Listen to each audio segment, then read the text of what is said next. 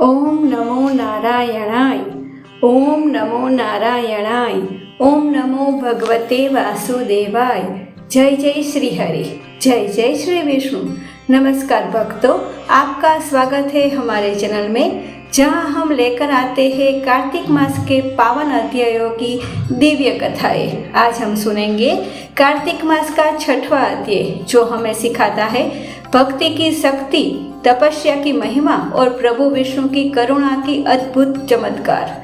कार्तिक मास को सभी महीनों का राजा कहा गया है। यह मास भगवान श्री हरि विष्णु को अत्यंत प्रिय है।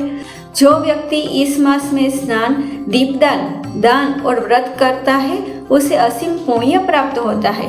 विष्णु जी कहते हैं, कार्तिक मास में किया गया एक छोटा सा पुण्य भी 100 यज्ञों के फल के समान होता है। आज हम 6ठे दिन की कथा में सुनेंगे राजा रुक्मांगद और सत्यव्रती की कथा। प्राचीन काल में रुक्मांगद नामक राजा हुआ करते थे। वे अत्यंत धर्मपरायण, सत्यवादी और भगवान विष्णु के परम भक्त थे। उनके राज्य में हर व्यक्ति कार्तिक मास में व्रत, स्नान, दीपदान और कथा श्रवण करता था। एक बार जब कार्तिक मास आया, राजा ने समस्त नगर में घोषणा करवाई, जो भी इस पवित्र मास में स्नान नहीं करेगा, व्रत नहीं रखेगा, दान नहीं देगा, वह हमारे राज्य में नहीं रहेगा। सभी प्रजा ने नियमों का पालन किया, परंतु राजा का पुत्र सत्यव्रती उस समय जंगल में शिकार करने चला गया। वह कार्तिक स्नान और व्रत से अनजान रहा। एक दिन सत्यव्रती जब वन में विश्राम कर रहा था, तभी वहां एक दिव्य ऋषि आए। उन्होंने पूछा, वत्स, क्या तुमने कार्तिक मास का व्रत और स्नान किया? सत्यव्रती ने मुस्कुराते हुए कहा, महाराज, मुझे इन सब का समय नहीं, मैं तो राजकुमार हूँ, शिकार मेरा धर्म है। ऋषि मुस्कुराए और बोले, बस जो कार्तिक मास का तिरस्कार करता है, उसे अगले जन्म में घोर कष्ट भोगने पड़ते हैं। भगवान विष्णु के प्रिय इस मास का अपमान कोई सहन नहीं कर सकता। यह सुनकर सत्यव्रती ने पश्चाताप किया, पर तब तक समय निकल चुका था। ऋषि ने उसे आशीर्वाद देते हुए कहा कि बस तुम्हारे पापों का पाश्चात्य केवल एक उपाय से होगा।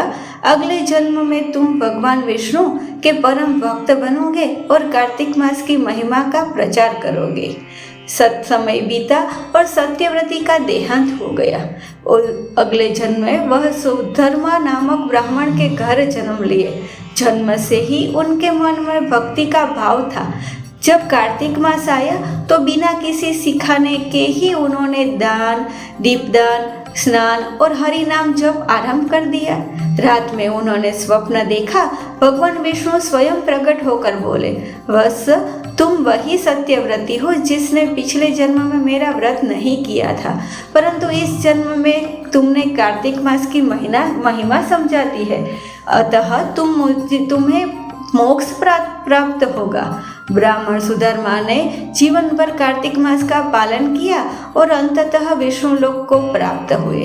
शास्त्र में कहा गया है कि इस मास में जो कार्य अवश्य करने चाहिए वह हमें करने चाहिए, जैसे कि प्रातःकाल ब्रह्म मुहूर्त में स्नान करना है, जैसे कि गंगा या तुलसी का जल मिले तो भी बहुत अच्छा होता है। भगवान विष्णु और तुलसी का पूजन करनी चाहिए। दीपदान करें, जैसे कि संध्या समय तुलसी या चौरा या मंदिर में दीपक जलाए। हरि नाम जप करें, ओम नमो नारायणाय या श्री कृष्ण गोविंद हरे मुरारे का जाप करें। दान और सेवा करें। अन्नदान, वस्त्रदान, गोदान का विशेष महत्व है। कार्तिक मास केवल पूजा पाठ का समय नहीं, बल्कि आत्मशुद्धि का अवसर है।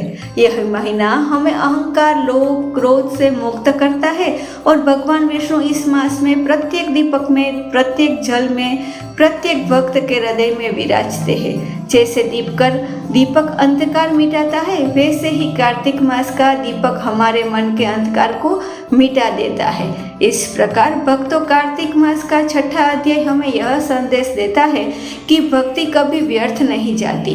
चाहे देर से हो, परंतु भगवान भक्त के प्रत्येक सच्चे भाव का प्रतिफल अवश्य देते हैं। अतः आइए हम सब संकल्प ले कि इस कार्तिक मास में प्रतिदिन दीपदान करें, हरिनाम जपे और भक्ति के मार्ग पर चले। अगर आपको यह कथा और जानकारी पसंद आई हो तो वीडियो को लाइक करें, शेयर करें और चैनल को सब्सक्राइब करें, ताकि कार्तिक मास की दिव्य कथाएं आप तक प्रतिदिन पहुंचती रहे। जय श्री हरि, जय श्री विष्णु।